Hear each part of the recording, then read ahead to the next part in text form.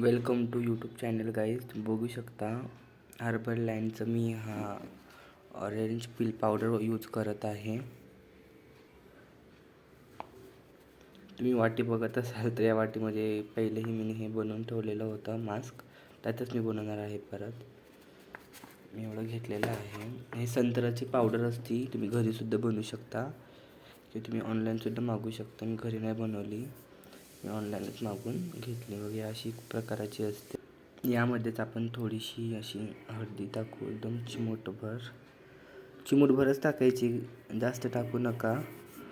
Mix वेल. हा mask तुम्हाला 5 दिवस आरामात जाईल. एकदम नॉर्मली लावायचा आहे.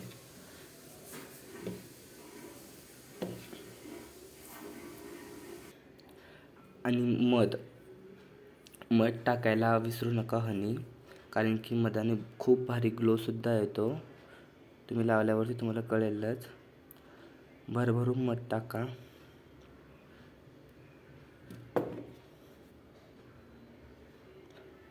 परत हे मिक्स वेल.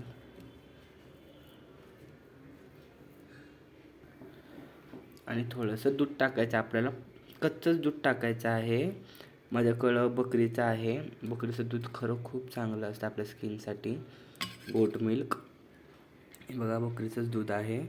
तुमच्यापाशी जर दुसरं म्हणजे गाईचं दूध असेल किंवा म्हशीचं असेल, तुम्ही ते सुद्धा टाकू शकता. किंवा पाकेटमधलं असेल तुम्ही ते सुद्धा टाकू शकता.